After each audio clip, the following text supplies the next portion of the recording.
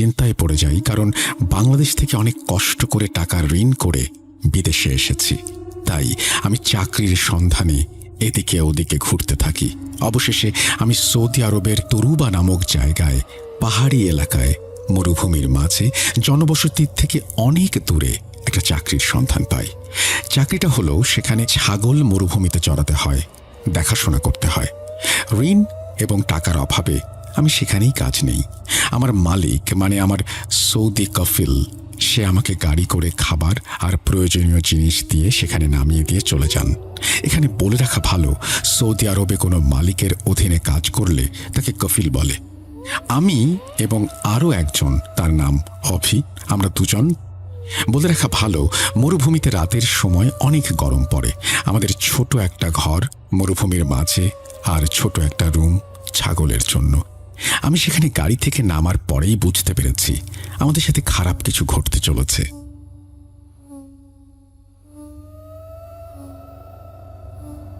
আমরা কোনো রকমে প্রথম রাতটা কাটাই। সকালে সব গুছিয়ে কাজ করি। দুজনেই নতুন, তবুও সব গুছিয়ে নেই।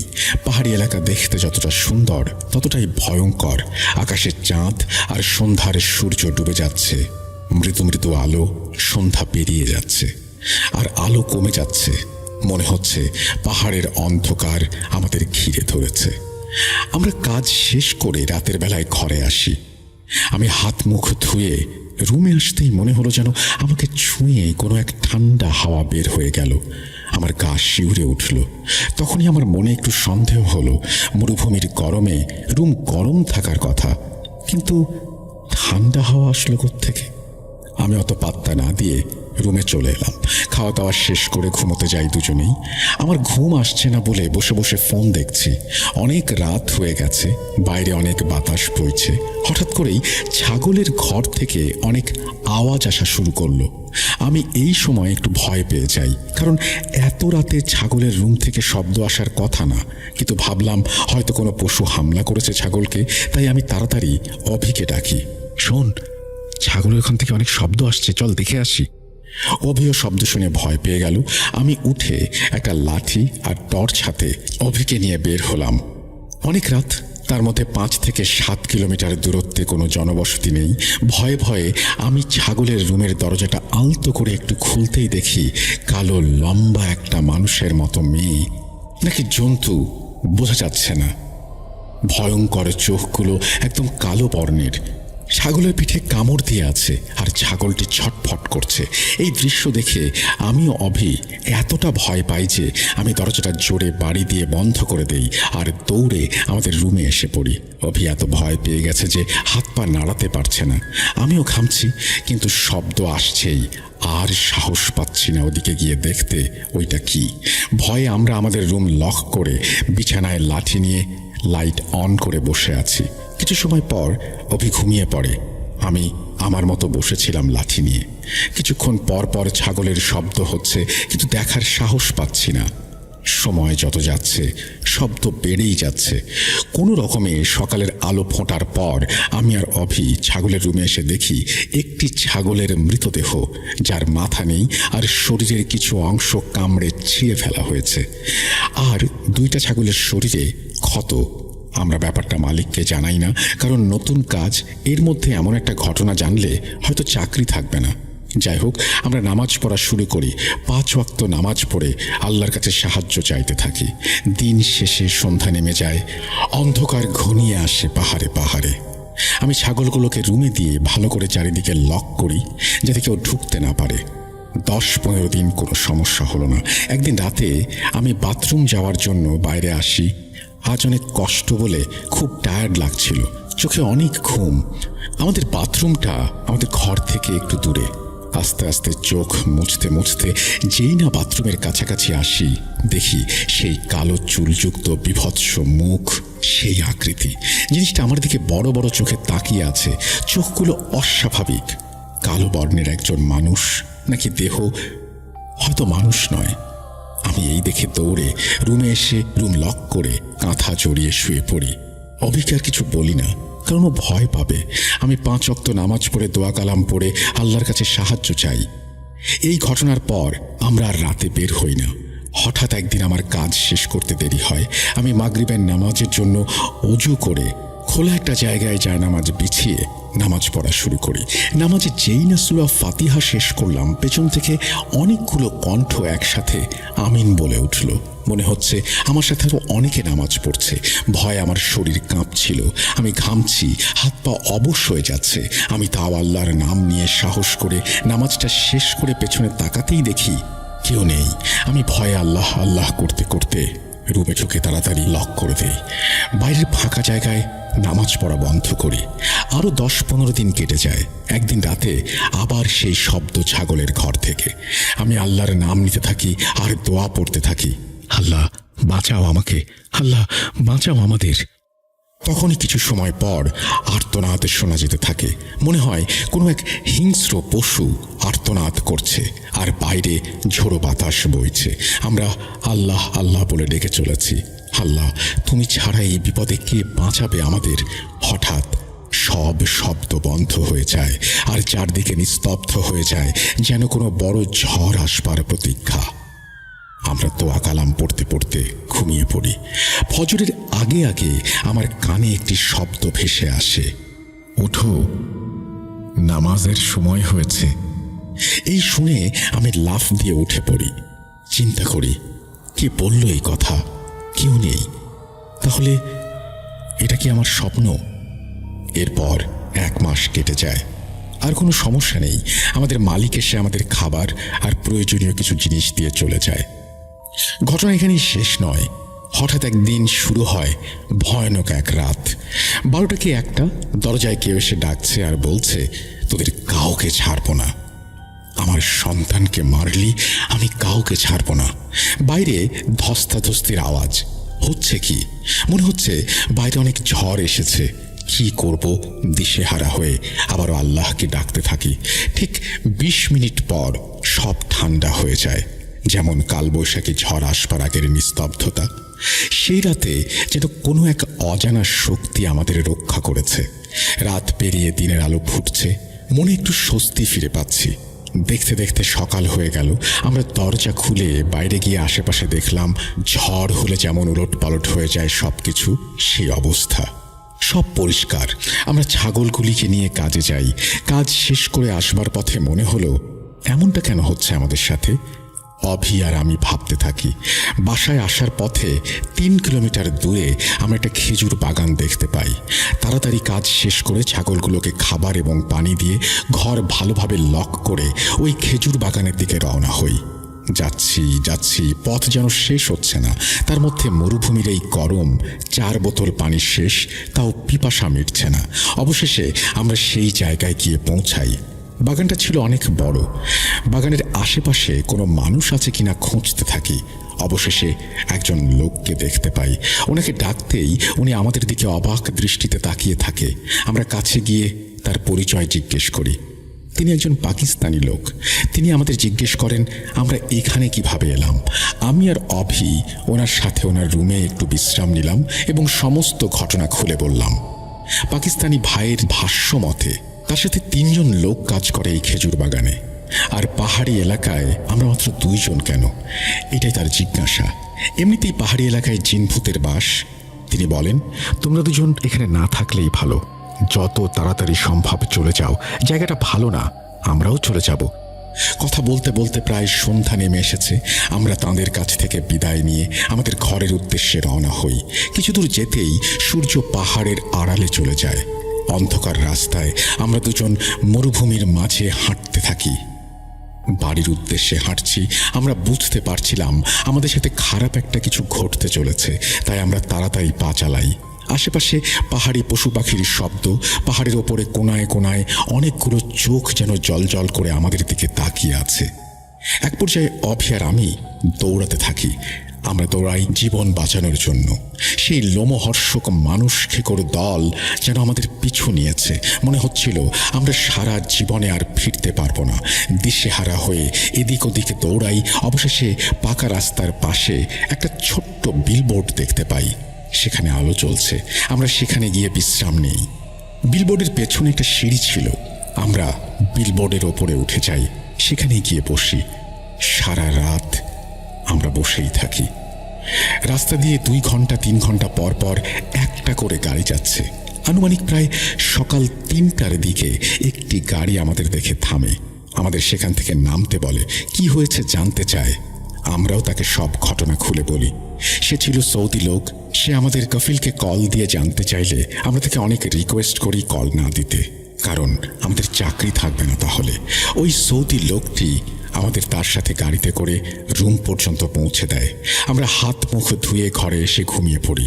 সকালবেলা আমরা উঠে ছাগলদের খাবার দেই আর কাল রাতের কথা ভাবতে থাকি।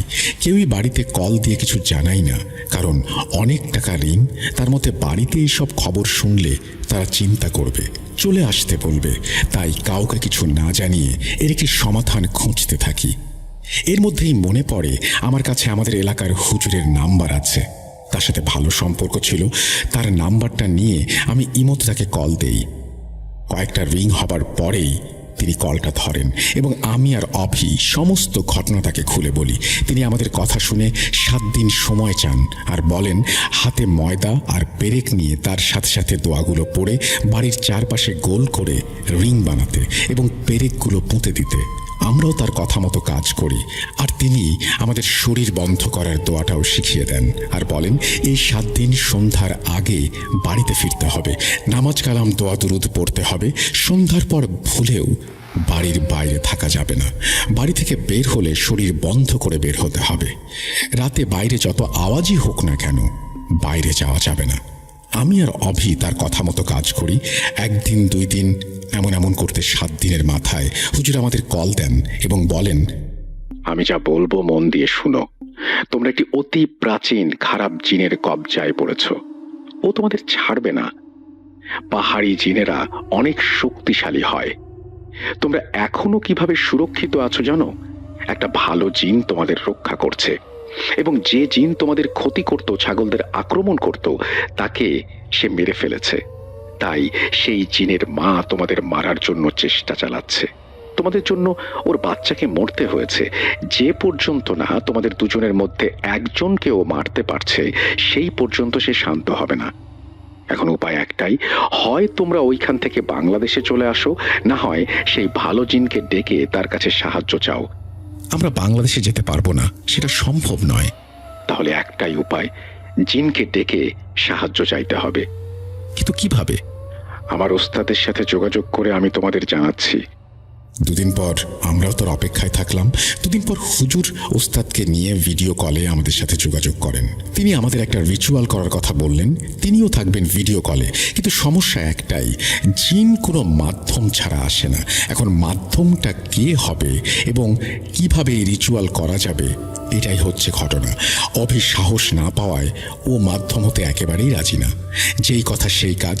হুজুর আমাকে কিছু দোয়া কালাম লিখে পাঠান এবং 1 দিন সময় দেন সবগুলো দোয়া শিখে নেবার জন্য। আমিও যথাসম্ভব শিখে নেই। হুজুরের কথা মতো আমি একটি জায়নামাজ বিছিয়ে দিলাম। 4টা মোমবাতি জায়নামাজের 4 কোণায় রাখলাম। অজু করে নিজের শরীর বন্ধ করে নিলাম। জায়নামাজের ওপরে কিছু আতর ছিটিয়ে দিতে বলেছিলেন ইমাম সাহেব। আমিও তার কথা মতো আতর ছিটিয়ে দিলাম এবং রুমের দরজাটা আলতোভাবে চাপিয়ে রাখতে বললেন। অভিকে ভালো মতো অজু করিয়ে পাক পবিত্র হয়ে জায়নামাজের মাঝখানটায় নামাজের অবস্থায় বসতে বললেন এবং কিছু দোয়া কালাম পড়তে বললেন ইমাম সাহেব। ভিডিও কলে ইমাম সাহেব আমাদের সাথে দোয়া কালাম পড়ছেন। আমিও যথাসম্ভব যথা নিয়মে দোয়া কালাম পড়ছি। কিছুক্ষণ পর সুন্দর একটি সালাম আমার কানে ভেসে আসলো। আমি এবং ইমাম সাহেব সালামের উত্তর দিলাম। ঘরে আসার অনুমতি চাইল কেউ। আমিও তাকে অনুমতি দিলাম। ঘরে সুন্দর একটা আতরের সুগন্ধে ভরে গেল। হঠাৎ করে অভি দোয়া কালাম বন্ধ করে মাথার নিচের দিকে নুইয়ে রাখল। ইমাম সাহেব সাথে সাথে প্রশ্ন করে যাচ্ছেন, আপনার নাম কি? আব্দুল্লাহ। আমরা আপনার কাছে কিছু জানতে চাই। কি সেটা? আমাদের কিছুদিন যাবৎ একটি জিন সম্প্রদায় খুব অত্যাচার করছে। আমরা এখন কি করব? বাঁচান আমাদের। মা জিন তার বাচ্চাদের বদলা নিতে এসেছে। আমার কাছে এত শক্তি নেই যে আমি তাকে আটকাবো। ঘর বন্ধের জন্য সে ভিতরে আসতে পারছে না। আমি তবুও চেষ্টা করে যাচ্ছি আপনাদের বাঁচাতে। তাহলে আর কি কোনো উপায় নেই? আছে। কি উপায়? তিনি একটি খাতা আর কলম চান। তাকে খাতা আর কলম এনে দিলে আরবিতে কিছু একটা লিখতে থাকেন আর বলেন, আল্লাহর ওপর ভরসা রাখলে সব হবে, আমি আছি আপনাদের সাথে। এই বলে উনি বিদায় নিয়ে চলে যান। অভি অজ্ঞান অবস্থায়। অভিকে চোখে মুখে পানি দেবার পর ওর জ্ঞান ফেরে। প্রায় 1 ঘন্টা পর ও স্বাভাবিক হয়। আমি লেখাটির ওপর ছবি তুলে ইমাম সাহেবদের পাঠাই। ইমাম সাহেব লেখাটি পড়ে বলেন, এখানে একটি রিচুয়াল লেখা আছে যার মাধ্যমে মা জিনকে ধোঁকা দেওয়া সম্ভব, এবং কিছু দোয়ার নিয়ম লেখা আছে যার মাধ্যমে জিন তোমাদের দেখতে পাবে না। রিচুয়ালটি হচ্ছে মা জিনকে আটকানো সম্ভব নয়, এজন্য তাকে ধোঁকা দিতে হবে। আমাদের ব্যবহার করা কাপড়ের টুকরা, মাথার চুল, শরীরের কিছু রক্ত মৃত কোনো ব্যক্তি বা পশুর ওপর ছিটিয়ে দিতে হবে। আমাদের মাথার চুল ব্যবহার করা কাপড়ের টুকরো মৃত বস্তুর শরীরে পেঁচিয়ে দিতে হবে। সেই মৃত বস্তুটি বাড়ি থেকে একটু দূরে রেখে আসতে হবে এবং আমাদের অজু গোসল করে শরীর বন্ধ করতে হবে। 2 রাকাত নফল নামাজ আদায় করতে হবে। কিছু দোয়া পাঠ করতে হবে। নামাজ এবং দোয়ার কারণে মা জিন আমাদের দেখতে পাবে না। এগুলো করার কারণ মা জিন সেই মৃত বস্তুটিকে আমাদের একজন মনে করে আক্রমণ করবে এবং এই কাজটি তাহাজ্জুদের সময় করতে হবে। কিন্তু বড় কথা হচ্ছে আমরা মৃত ব্যক্তি বা পশু কোথায় পাবো? তখনই অভির মনে পড়ে যায় যে 2টো ছাগল সেই জিনটি মেরে ফেলেছিল। সেগুলো আমরা মাটিতে পুঁতে রেখেছিলাম। হুজুরকে সেই কথাটি জানানোর পর হুজুর বলেন, ওইগুলোকে তুলে নিয়ম মতো সব কাজ করো। আমিও আমার কিছু লোক নিয়ে তোমাদের জন্য দোয়া করব। পরদিন নিয়ম মতো আল্লাহর নাম নিয়ে রাত 3টার দিকে সব কাজ শুরু করি। শেষ করতে করতে রাত 3:30 বা 3:33 বেজে যায়। আমরা নামাজ পড়ে দোয়া পড়তে থাকি। ইমাম সাহেব আমাদের সাথে দোয়া পড়তে থাকেন। কিছু সময় পর বাইরে খুব বাজে একটা আওয়াজ হয়। মনে হচ্ছে ঝড় শুরু হয়ে গেছে। চারিদিকে হিংস্র প্রাণীর গর্জন। মনে হচ্ছে ঘরের চাল আমাদের মাথায় ভেঙে পড়বে। এর মধ্যে আমাদের ঘরের দরজা কিছু একটার ধাক্কায় খুলে যায়। অভি অজ্ঞান হয়ে যায়। হুজুর চিৎকার করে দোয়া পড়তে থাকেন। আমি আল্লাহ আল্লাহ বলে ডাকতে থাকি। কোথাও কি কোনো ভুল করেছি আমরা? সব ওলট পালট হয়ে যাচ্ছে কেন? আমি অভিকে জড়িয়ে ধরে কাঁদতে থাকি, আল্লাহ আল্লাহ বলে ডাকতে থাকি। ঘরের বাইরে ধস্তাধস্তির আওয়াজ। কিছুক্ষণ পর সব ঠান্ডা হয়ে যায়, যেন কিছুই হয়নি। আমার কানে একটি আওয়াজ আসে, আমি মরে যাচ্ছি, একজনের জীবন সে নিয়ে যাবেই, আল্লাহু আকবার। এই বলে চারদিকে সবকিছু ঠান্ডা হয়ে যায়। মাজিন আব্দুল্লাহর জীবন নিয়ে চলে যায়। আল্লাহর মখলুক আব্দুল্লাহ নিজের জীবন দিয়ে আমাদের বাঁচিয়ে চলে যায়। এরপর 1 দিন 2 দিন চলে যায়, কোনো সমস্যা হয় না। ঘটনা এখানেই শেষ নয়।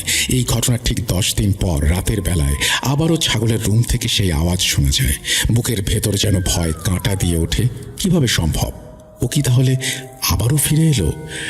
আমরা ভয় ভরা চোখ নিয়ে একটু একটু করে ছাগলের রুমের দিকে এগোতে থাকি। রুম খুলতেই দেখতে পাই মেয়েদের মতো বড় বড় চুলের একটা প্রাণী বসে আছে। সে রক্ত খাচ্ছে। বস্তুটি ছাগলের শরীর পেঁচিয়ে ধরে রক্ত খাচ্ছে। এই দেখে আমরা দৌড়ে রুমে চলে আসি। এরপর আমরা দেরি করিনি, আমাদের কফিলকে কল দেই, তাকে আসতে বলি, সব ঘটনা খুলে বলি। ওই দিন কোনো রকমে রাতটা কাটিয়ে সকালে আমরা কফিলের কাছে চাকরি করব না বলে জানাই। কফিল সমস্ত ঘটনা শুনে ভুয়া মনে করেন, কিন্তু প্রমাণ হিসেবে আমরা সেই মৃত ছাগলটিকে দেখাই। এরপর তার গাড়িতে করে তায়েফ শহরে চলে আসি একজন পরিচিত লোকের কাছে। এরপর 10-12 দিন কেটে যায় সেখানেই, কিন্তু আর কোনো সমস্যা হয় না। ইমাম সাহেবকে সমস্ত ঘটনা খুলে বলার পর তিনি বলেন, আমাকে 1 মাস সময় দাও। ঠিক 28 দিনের মাথায় ইমাম সাহেব আমাকে কল দেন এবং বিস্ময়কর একটা কথা বলেন, তোমাদের সাথে যেটা হয়েছে সেটা কেউ একজন জেনে শুনে করিয়েছে, কারণ আমি জানতে পেরেছি যে জিনকে আহ্বান করা হয়েছে, জেনে শুনে তাকে ওইখানে আনা হয়েছে, এবং এগুলো কে করেছে সেটাও জানতে পেরেছি। তোমরা একদিন যেই পাকিস্তানি লোকের সাথে খেজুর বাগানে কথা বললে, তারাই এই কাজটি করেছে, কারণ তোমাদের ওইখানে 3টা মিঠা পানির কুয়া আছে এবং তারা চেয়েছিল ওইখান থেকে পানি উঠিয়ে বিক্রি করবে, কিন্তু তোমরা ওইখানে আসায় ওদের ওই জায়গাটি আর দখলে নেওয়া সম্ভব হয়নি। তোমরা চলে আসায় এখন জায়গাটি দখলে নিয়ে ওইখানে পানির ব্যবসা শুরু করেছে বলে ইমাম সাহেব ফোন রেখে দেন। মানুষ কতটা লোভী হলে এই কাজটা করতে পারে, সে বাংলাদেশেরই হোক বা অন্য দেশের। লোভ সমস্ত মানুষকে পাপের পথে ঠেলে দেয়। আমি আর এই বিষয় নিয়ে কাউকে জানাইনি। আমার সাথে সেই ছেলেটি অভি 1 মাস পরেই বাংলাদেশে চলে গেছে। তার কোনো খোঁজ খবর আমার কাছে নেই। আল্লাহ সবাইকে সঠিক পথে চলার তৌফিক দান করুন। এই সব খারাপ কাজ, লোভ, লালসা থেকে বিরত রাখুন। আমি এখন একটি তেলের পাম্পে কর্মরত আছি। লেখায় কোনো ভুল ত্রুটি হলে ক্ষমা সুন্দর দৃষ্টিতে দেখবেন। এই বলেই তিনি তার ঘটনা শেষ করেছেন। এখানে তিনি তার ফোন নাম্বার সবকিছুই দিয়েছেন, কিন্তু আমি সেটা পড়তে পারছি না, কারণ তিনি কোনো একটা কারণে নাম প্রকাশ করতে চান না। ঘটনাটি পড়তে পড়তে আমার একটা পর্যায়ে মনে হয়েছিল, তাহলে কি অভি মারা গিয়েছে? মানে তিনি যেভাবে লিখেছেন তাতে কিন্তু অনেকেরই হয়তো এটা মনে হতে পারে। আমি বলছি যে অভি কিন্তু আসলে মারা যায়নি। ওই যে বলেছিল যে অভির জীবনের বিনিময়ে আমাদের বাঁচিয়ে গেল, সেটা কিন্তু অভির নিজের দেহ না, বরং তারা জিনকে ধোঁকা দেওয়ার জন্য যে দেহটি প্রস্তুত করেছিল সেটির কথাই উনি এখানে উল্লেখ করেছেন। অনেক অনেক ধন্যবাদ আপনাকে এই ঘটনাটি পাঠানোর জন্য। আশা করছি ভবিষ্যতেও আপনি ঘটনা পাঠাবেন। আসলে আমরা পৃথিবীর বিভিন্ন দেশ সম্পর্কে জানতে চাই, সেখানকার ঘটনাগুলো তুলে নিয়ে আসতে চাই। এই যে আপনি কষ্ট করে আমাদের লিখে পাঠালেন, এই জন্য আপনাকে অসংখ্য ধন্যবাদ। আমি বুঝতেই পারছি যে আপনার জীবনটা কিন্তু সহজ নয়। আপনি সারাদিন কাজ করছেন, রাতে ক্লান্ত হয়ে ঘরে ফিরছেন, ঘুমিয়ে পড়তে চাইছেন, কিন্তু বিনিদ্র রাত কাটাচ্ছেন। আবার দেশে ফিরে যাবেন সেই চিন্তা করতে পারছেন না, কারণ আপনি অনেক ঋণ করে মিডল ইস্টে এসেছেন। আপনার জন্য অনেক অনেক শুভকামনা থাকলো। আপনি যে এই ব্যস্ততার মাঝে, এই কষ্টের মাঝেও আমাদের লিখে পাঠিয়েছেন, এই জন্য আপনাকে অসংখ্য ধন্যবাদ। আপনি ভালো থাকবেন এবং আপনার যত সমস্যা আছে আল্লাহ যেন তা দূর করেন, এবং আপনার যা প্রত্যাশা আছে সেই প্রত্যাশা যেন তিনি পূরণ করেন। আমি যারা ভূত.com শুনছেন, আমি আসলে ইমেলটা পড়তে পড়তে আমার এত খারাপ লাগছিল এই ব্যাপারগুলো জেনে এবং বুঝে। এরকম একটা বিরূপ প্রকৃতিতে থাকতেই হবে, কাজ করতেই হবে, এরকম একটা পরিস্থিতির সম্মুখীন হয়েছেন আমাদের ঘটনা পাঠিয়েছেন যিনি, তিনি। আমি আপনাদেরকে অনুরোধ করব, সবাই অনুগ্রহ করে তার জন্য দোয়া করবেন। আমরা চলে যাব আমাদের পরবর্তী ঘটনায়।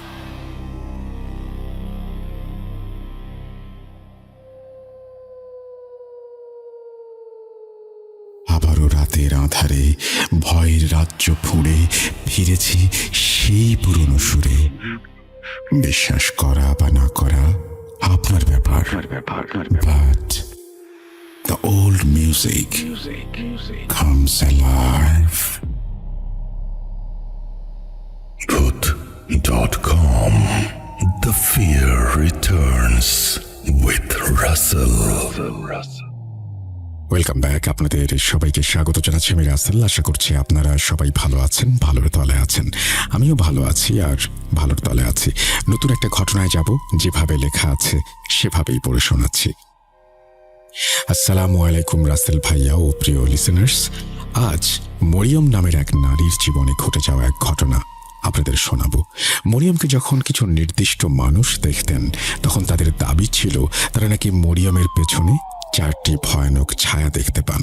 আপনারা হয়তো ভাবছেন, এই আধুনিক যুগে ছায়া বা ভৌতিক অবয়ব দেখার দাবিটা কতটা যুক্তিসঙ্গত। কিন্তু বিশ্বাস করুন, এই 4টি ভয়ানক ছায়ার কারণে মরিয়ম তার ব্যক্তিগত জীবনে যে পরিস্থিতির শিকার হয়েছেন এবং যা কিছু তাকে সহ্য করতে হয়েছে, তা শোনার পর আপনাদের গায়ের লোম খাড়া হয়ে যাবে। মরিয়ম কুড়িগ্রাম এলাকার বাসিন্দা। তার জীবনটা এক সময় খুব সুন্দর ছিল, সবকিছুই খুব স্বাভাবিক এবং আনন্দের সাথে কাটছিল। 2018 সালে তার বাগদান সম্পন্ন হয়। পাত্র ছিলেন একটি সম্ভ্রান্ত পরিবারের সন্তান। বাগদানের পর ধীরে ধীরে সবকিছু সামনের দিকে এগোতে থাকে, কিন্তু বাগদানের পর থেকে বিয়ে পর্যন্ত পৌঁছাতে পৌঁছাতে মাঝখানে প্রায় 2 বছর সময় কেটে যায়। শেষমেশ তাদের বিয়ের তারিখ ঠিক হয় এবং 2020 সালের 30 নভেম্বর তাদের বিয়ে সম্পন্ন হয়। বিয়ের পরেও মরিয়ম জানিয়েছেন যে শুরুর কিছুদিন খুব ভালোভাবেই কেটেছিল, ঠিক যেমনটা নতুন দম্পতির ক্ষেত্রে হওয়া উচিত। কিন্তু বিয়ের আমেজ কাটতে না কাটতেই মাত্র কিছুদিনের মধ্যেই তিনি তার চারপাশে কিছু অদ্ভুত জিনিস লক্ষ্য করতে শুরু করেন।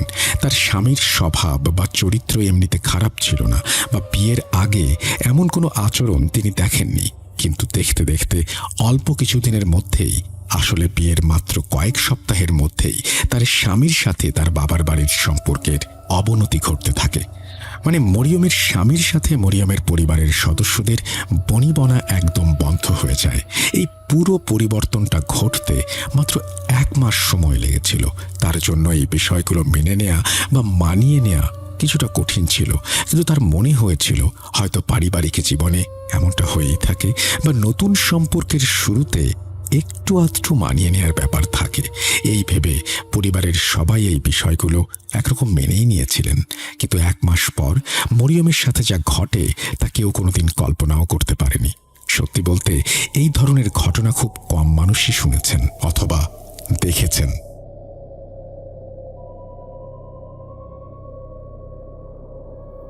বিয়ের মাত্র 1 মাস পরেই হঠাৎ করে মরিয়মের পায়ে একটা অদ্ভুত ইনফেকশন দেখা দেয়। আপনারা হয়তো ভাবছেন পায়ে ইনফেকশন হওয়া তো খুব সাধারণ ব্যাপার, কিন্তু এই ইনফেকশনটা ছিল সম্পূর্ণ ভিন্ন ধরনের। তিনি অনেক ডাক্তার দেখালেন, অনেক নামকরা ডার্মাটোলজিস্ট বা চর্মরোগ বিশেষজ্ঞকে দেখালেন, কিন্তু কোনো ওষুধেই কাজ হচ্ছিল না। কোনোভাবেই কোনো উন্নতি দেখা যাচ্ছিল না। তার পায়ে যে ইনফেকশন হয়েছিল সেটা দেখতে খুব অদ্ভুত আর ভয়ঙ্কর লাগতো। কোনো মানুষ এর আগে এমন দৃশ্য বা এমন কোনো ক্ষত দেখেনি। কিন্তু পরিস্থিতি যে এখান থেকে আরও খারাপের দিকে যাবে তা তখনও কেউ বুঝতে পারেনি। মরিয়মকে চিকিৎসার জন্য সব জায়গায় নিয়ে যাওয়া হয়। ডাক্তারের ফিস, রাশি রাশি ওষুধের খরচ, একের পর এক অ্যাপয়েন্টমেন্টের খরচ, এই করতে করতে তাদের অনেক টাকা বেরিয়ে যাচ্ছিল, কিন্তু কোনোভাবেই তার সঠিক চিকিৎসা বা রোগ নির্ণয় করা সম্ভব হচ্ছিল না। আমাদের সমাজে আমরা অনেকেই আছি যাদের জীবনে যদি ছোটোখাটো কোনো সমস্যাও হয় তবে তারা ডাক্তার বা বিজ্ঞানের আগে ওঝা, বৈদ্য বা তান্ত্রিকদের কাছে যাওয়াটা বেশি পছন্দ করেন। কিন্তু মরিয়ম ছিলেন আধুনিক মানসিকতার মানুষ। তিনি বিজ্ঞানকে প্রাধান্য দিয়েছিলেন। তিনি প্রথমে ডাক্তারদের কাছে গিয়েছিলেন। সম্ভাব্য সব ধরনের পরীক্ষা নিরীক্ষাই তিনি করিয়েছিলেন। যা যা করা সম্ভব সবই হলো যাতে পা ঠিক হয়ে যায়, কিন্তু তার পা ঠিক হওয়ার কোনো লক্ষণ দেখা যাচ্ছে না। দেখতে দেখতে আরও কিছুটা সময় কেটে যায়। তখন পরিস্থিতি অত্যন্ত ভয়ানক হয়ে ওঠে। এই সময়ের মধ্যে হঠাৎ করে তার পায়ের ইনফেকশন বা সংক্রমণ, সেখানে একটা বিশাল বড় দগদগে ঘা হয়ে যায়। আর আপনারা শুনলে অবাক হয়ে যাবেন, ধীরে ধীরে সেই দগদগে ঘায়ের ভেতর থেকে পোকা বের হতে শুরু করে। মরিয়মের সাথে ঠিক এই জঘন্য এবং অবিশ্বাস্য ঘটনাই ঘটেছিল। এটা তার ছেলেবেলার কোনো ক্ষত ছিল না বা ছোটবেলায় কোনো দুর্ঘটনার রেশও ছিল না, যার কারণে এখন শরীর থেকে বিচ্ছিরি সব পোকা বের হবে। তাহলে প্রশ্ন হলো, শেষ পর্যন্ত কেন তার সাথে এসব হচ্ছিল?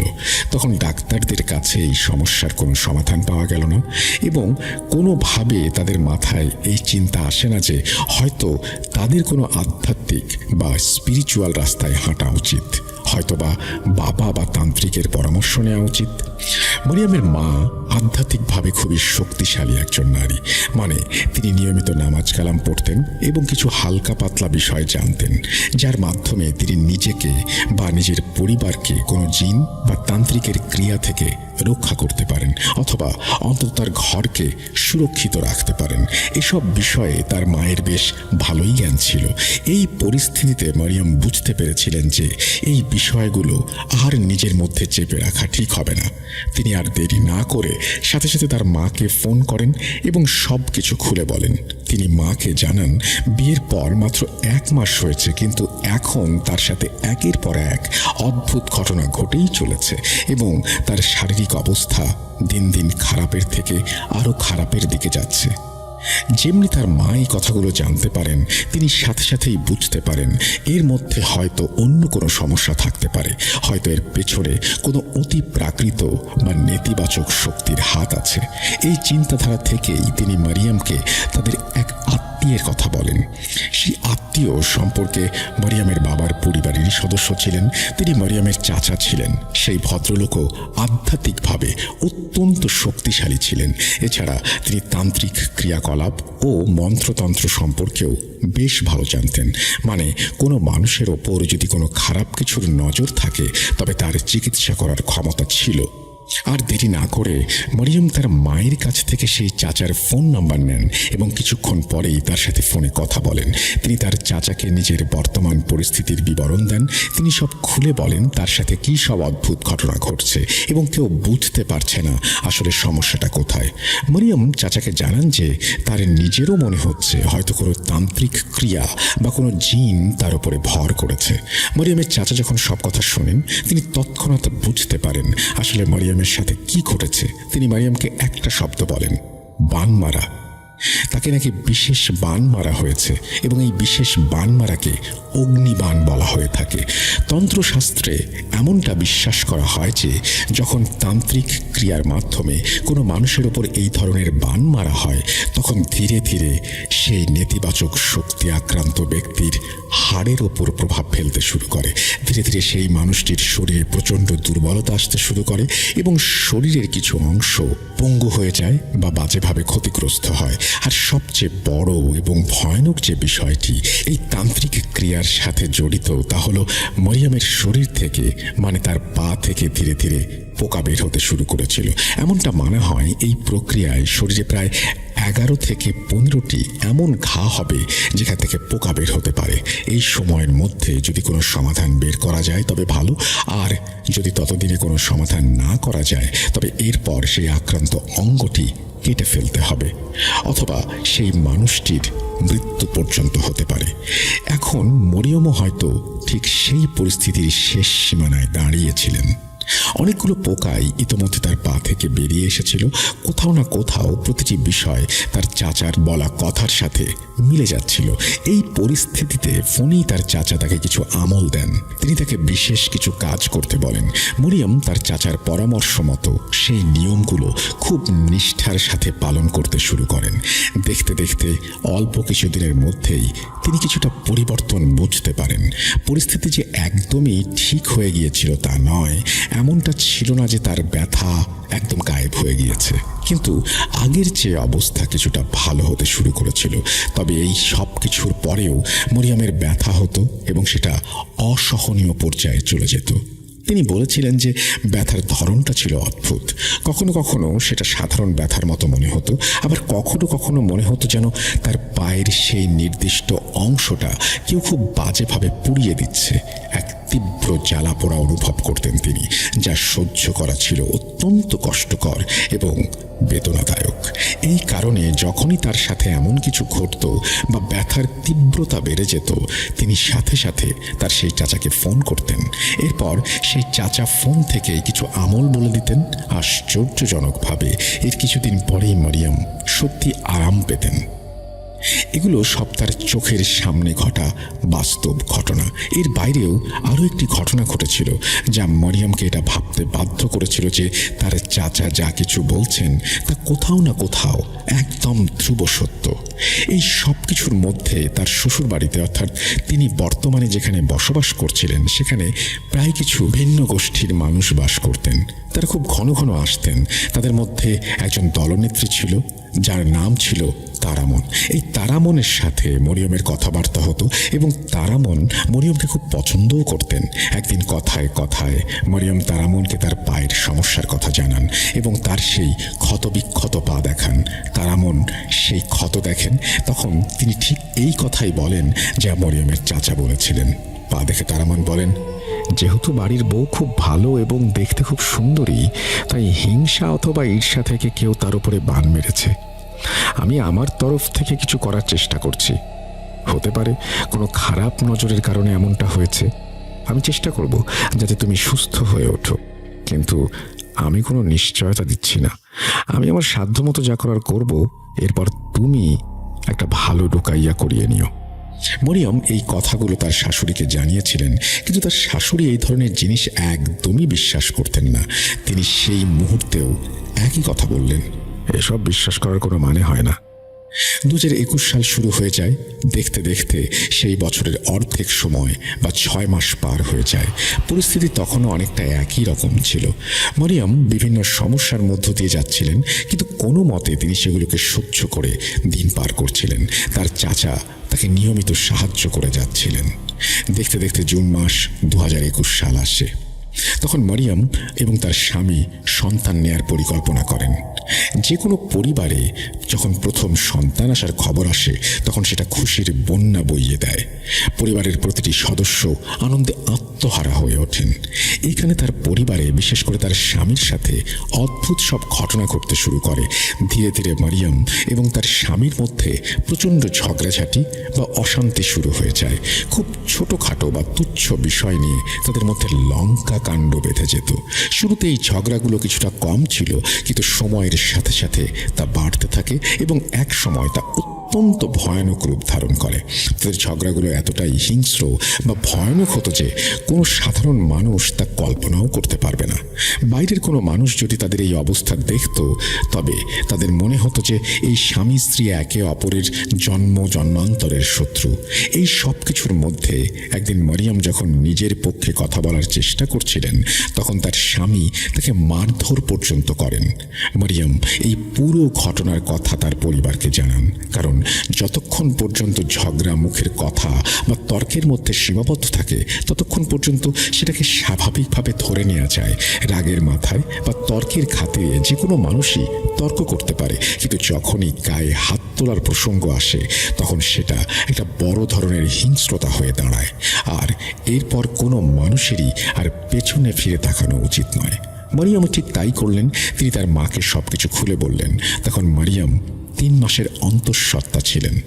এই পরিস্থিতিতে তার মা তাকে শ্বশুর বাড়িতে রাখা নিরাপদ মনে করলেন না এবং তাকে নিজেদের কাছে, অর্থাৎ বাবার বাড়ি বা বাপের বাড়িতে ফিরিয়ে নিয়ে আসলেন। এখন মরিয়ম তার মায়ের কাছে থাকেন। এখানে আসার পর তার সাথে পরিস্থিতি আরও খারাপের দিকে যেতে শুরু করলো। ডাক্তাররা তাকে ডেলিভারির জন্য যে সম্ভাব্য ডেট দিয়েছিলেন তা ছিল 2022 সালের ফেব্রুয়ারি মাস। এই পুরো সময়টা তিনি তার মায়ের সাথেই নিজের বাড়িতে থাকছিলেন, কিন্তু এখানে থাকার সময় তিনি এক অদ্ভুত অনুভূতি অনুভব করতে শুরু করলেন। রাতে যখন তিনি ঘুমোতে যেতেন তখন তার মনে হতো ঘরে অন্য কারো উপস্থিতি আছে। তার মনে হতো যেন চারপাশে কেউ একজন আছে, এমন কেউ যে তাকে বিরক্ত করতে চায় বা তার ক্ষতি করতে চায়। তার মনে হতো সেই অদৃশ্য শক্তিটি চায় না যে তার সন্তান এই পৃথিবীতে আসুক, অথবা সে চায় যে মরিয়ম নিজেই এই পৃথিবী থেকে বিদায় নিক। এই সব কিছুর পাশাপাশি মরিয়ম আরও একটি ভয়ানক বিষয় লক্ষ্য করলেন। তিনি অনুভব করলেন যে তার পেটের ভেতর থাকা বাচ্চাটি নড়াচড়া বন্ধ করে দিচ্ছে। মাঝে মাঝে তার মনে হতো যেন বাচ্চাটার শরীরে কোনো প্রাণী নেই। আর একজন গর্ভবতী মায়ের জন্য এই বিষয়টি কোনোভাবেই স্বাভাবিক বলে গণ্য করা যায় না। এই সব আতঙ্কের কথা তিনি তার মায়ের সাথে শেয়ার করতেন। তার মা কিছু আমল করে সমস্যা সমাধানের চেষ্টা করতেন। এছাড়া মরিয়ম অনেক আওয়াজ শুনতে পেতেন। তিনি যে আওয়াজগুলো শুনতে পেতেন বা যে উপস্থিতি অনুভব করতেন তার মনে হতো সেগুলো মূলত ঘরের বাইরে বা চারপাশে ঘটছে। ঘরের ভেতর ঢুকে কেউ তাকে সরাসরি বিরক্ত করতে পারছিল না, তবে পেটের বাচ্চার নড়াচড়া বন্ধ হয়ে যাওয়াটা একদমই স্বাভাবিক ছিল না। এই বিষয়টি তাদের সবাইকে খুব ভাবিয়ে তুলেছিল। এর পাশাপাশি মরিয়মের পায়ের সেই পুরনো সমস্যাও তাকে নতুন করে ভোগাতে শুরু করে।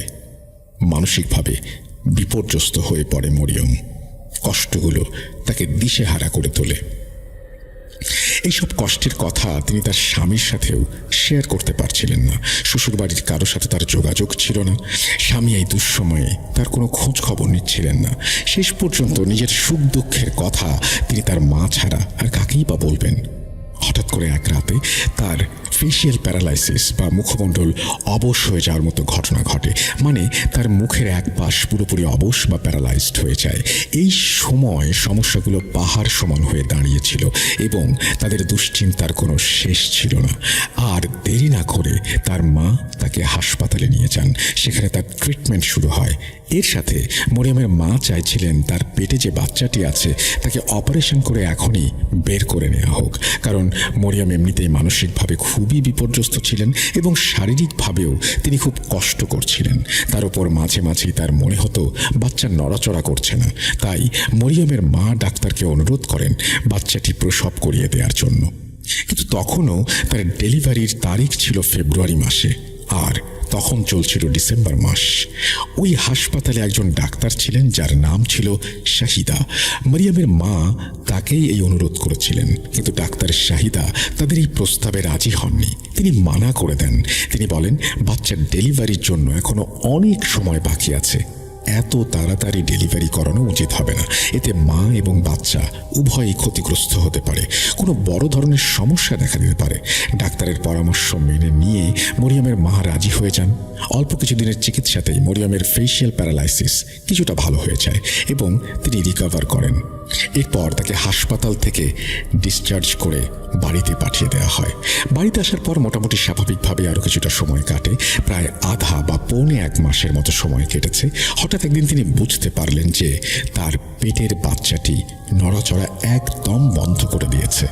এর আগে যা মাঝে মাঝে হতো, এখন তা স্থায়ীভাবে মনে হচ্ছিল। তাকে দ্রুত আবার হাসপাতালে নিয়ে যাওয়া হয়। সেখানে পরীক্ষা নিরীক্ষার পর একটি অত্যন্ত মর্মান্তিক খবর পান তারা। তার পেটের সন্তানটি আর বেঁচে নেই। এই খবরটি ছিল অত্যন্ত হৃদয় বিদারক। এটা তাকে ভেতর থেকে দুমড়ে মুচড়ে দিয়েছিল। এই কঠিন সময়ে একজন নারীর তার স্বামীকে সবচেয়ে বেশি প্রয়োজন। তার স্বামী তার পাশে থাকা তো দূরের কথা, তাদের মধ্যে কথাবার্তাও হচ্ছিল না, যার ফলে তিনি তার এই তীব্র শোক কারো সাথে ভাগ করে নিতে পারেননি। জানুয়ারি 9, 2022 সেদিন তার মৃত সন্তান প্রসব করানো হয়। কিন্তু এরপর হাসপাতালে থাকাকালীন তিনি যা দেখলেন তা ছিল আরও ভয়ানক। তিনি তখনও হাসপাতালেই ছিলেন, ঘুমননি, সম্পূর্ণ জেগে, চোখ খোলা। তিনি একদম একা ছিলেন। এক অদ্ভুত গা ছমছমে পরিবেশ ছিল সেই রাতে। হঠাৎ তিনি লক্ষ্য করলেন কালো চাদর পরা 4 জন মহিলা তার কাছে আসলেন। সেই মহিলারা দেখতে অত্যন্ত অদ্ভুত। তারা মরিয়মের কাছে এসে তার বাচ্চাটিকে চাইছিল। তিনি তাদের স্পষ্ট করে কিছু বলার চেষ্টা করছিলেন। সেই মহিলারা তার দিকে অদ্ভুতভাবে তাকিয়েছিল। হঠাৎ করেই তারা আবার চলে যেতে শুরু করে। কিন্তু ঠিক সেই মুহূর্তে ওই 4 জনের মধ্যে একজন মহিলা হঠাৎ করে চোখের পলকে একটি বেড়ালে রূপান্তরিত হয়। মরিয়ম তার নিজের চোখের সামনে অবিশ্বাস্য দৃশ্যটি দেখেছিল। তিনি বুঝতে পারছিলেন না তিনি আসলে সজ্ঞানে আছেন নাকি নেই। এই সব কিছুর পর মরিয়মকে হাসপাতাল থেকে বাড়িতে পাঠিয়ে দেওয়া হয়। কিন্তু বাড়িতে ফেরার পরেও এই বিষয়গুলো তার পিছু ছাড়ছিল না। এই মহিলাদের দেখতে পাওয়া, তাদের উপস্থিতি অনুভব করা, এসব খুব ঘন ঘন হতে থাকে। এই সব ঘটনার প্রেক্ষিতে যখন মরিয়মের মা তাদের প্রতিবেশীদের সাথে এই বিষয়গুলো শেয়ার করেন, তখন প্রতিবেশীদের মধ্যে কয়েকজন ছিলেন যারা কয়েকজন হুজুর এবং তান্ত্রিককে চিনতেন। তাদের সাথে যোগাযোগ করা হয়। মরিয়মের ব্যবহারের কিছু জিনিস, কাপড় তাদের দিয়ে দেওয়া হয়। যখন তাদের সাথে কথা হয় তখন সেখান থেকে যে ব্যাপারটি বেরিয়ে আসে তা শোনার জন্য কেউ প্রস্তুত ছিল না। তারা জানান মরিয়মকে মেরে ফেলার জন্যই এই বান মারা হয়েছে। তার যে বাচ্চাটি ছিল তাকে এই পৃথিবীতে আসার আগেই মেরে ফেলার জন্য বান মারা হয়েছিল। তন্ত্রশাস্ত্রে এটাকে বলে গর্ভাঘাত। মরিয়মের সাথে এটাই হয়েছিল, আর এই কারণে তার বাচ্চা পৃথিবীতে আসতে পারেনি। কিন্তু এখানেই সবকিছুর শেষ হয়নি। মরিয়মের নিজের ওপরও এই মারণবাণ প্রয়োগ করা হয়েছিল। এই কারণেই তিনি এত শারীরিকভাবে অসুস্থ হয়ে পড়েছিলেন। এর বাইরেও মরিয়ম আরও একটি তথ্য দিয়েছিলেন। যখন তিনি হাসপাতালে ভর্তি ছিলেন তখন তার মা তার সাথে শেয়ার করেছিলেন হাসপাতালে কিছু মানুষ কথা বলা বলি করত। সবাই নয়, কিন্তু কিছু মানুষ বলতো যে ওই মেয়েটার পেছনে সবসময় 4 জন মহিলা দাঁড়িয়ে থাকে, খুব অদ্ভুত ভঙ্গিতে, খুব ভয়ানক লাগে। মরিয়ম এই কথাগুলো বিশ্বাস করতে পেরেছিলেন কারণ তিনি নিজেও খোলা চোখে একই দৃশ্য দেখেছিলেন। এরপর আরও কিছুটা সময় কেটে যায়। মরিয়ম শারীরিকভাবে কিছুটা সুস্থ হয়ে ওঠেন। মরিয়মের সেই চাচা যিনি প্রথম থেকেই তাকে সাহায্য করছিলেন, তিনি তাদের জানান যে মরিয়মের বিয়ের অনুষ্ঠানের পর থেকেই তাকে বান মারার চেষ্টা করা হয়েছিল।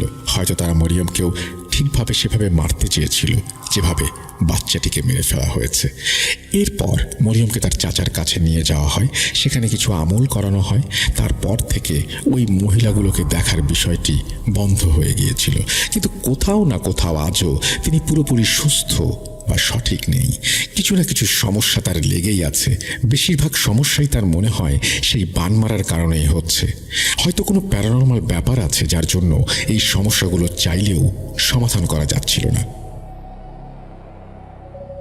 যদিও মরিয়ম এখন তার স্বামীর সাথে থাকতে শুরু করেছেন, কিন্তু পরিস্থিতি কোথাও না কোথাও আজও আগের মতোই রয়ে গেছে। আজও তাদের মধ্যে ঝগড়া, মারামারি, অশান্তি লেগেই থাকে। এর পাশাপাশি মরিয়ম শারীরিকভাবেও এখনও সাফার করেন।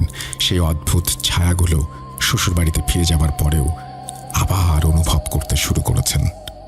প্রিয় লিসেনার্স, এই ছিল আজকের ঘটনা। আমি সিফাত আলম বিদায় নিচ্ছি। আসসালামু আলাইকুম। এই বলেই ঘটনাটি শেষ করেছেন সিফাত আলম। তিনি সংগ্রহ করেছেন এই ঘটনাটি। আর কার ঘটনা সেটা তো আপনারা শুনলেনই প্রথমে। আমরা আশা করব ঘটনাটি প্রথম থেকে শেষ পর্যন্ত আপনারা শুনেছেন। একটু প্রিসাইজ করে লেখা যেত হয়তো, বাট ওকে, আপনারা যে কোনো মন্তব্যই কমেন্ট সেকশনে লিখতে পারেন।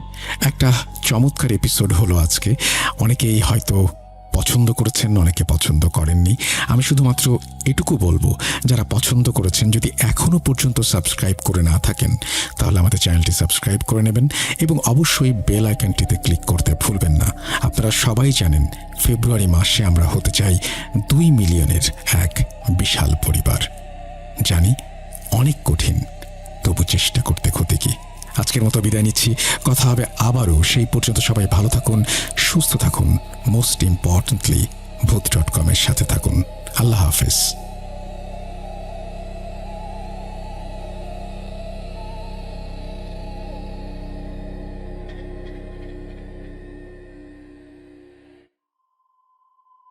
আর ভালোর তলে আছি।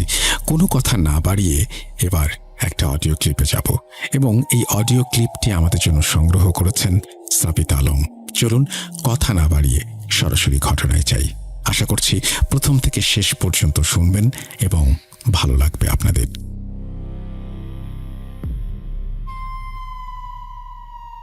আসসালামু আলাইকুম রাসেল ভাই এবং প্রিয় শ্রোতা বন্ধুরা, আশা করি আপনারা সকলেই ভালো আছেন। আমি মোহাম্মদ সাবিত আলম বলছি ময়মনসিংহ বিভাগ থেকে।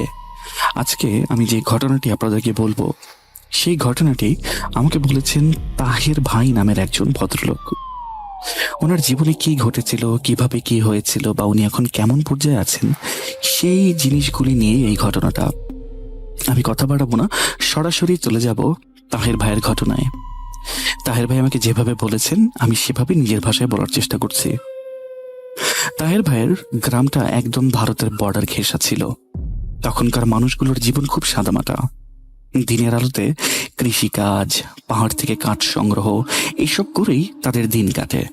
কিন্তু সন্ধ্যা নামার সাথে সাথেই সম্পূর্ণ গ্রামটা যেন মৃত্যুপুরীতে পরিণত হয়। ইলেকট্রিসিটি থাকলেও লোডশেডিং এর যন্ত্রণায় গ্রামটা প্রায় অন্ধকারে ডুবে থাকে। সেই ঘুটঘুটে অন্ধকারে ঝিঝি পোকার ডাক আর দূরের পাহাড় থেকে ভেসে আসা নাম না জানা পাখির আওয়াজ ছাড়া কিছুই শোনা যায় না। তাহের ভাইয়েরা ছিলেন 5 ভাই বোন। উনি ছিলেন মেজ। ওনার বড় ভাই হ্যারিস সাহেব, সাথে ছোট ভাই ওসমান। এছাড়াও বাকি 2 বোন হিনা এবং নৌমিতা। ওরা তখনও স্কুলের গণ্ডি পেরোয়নি।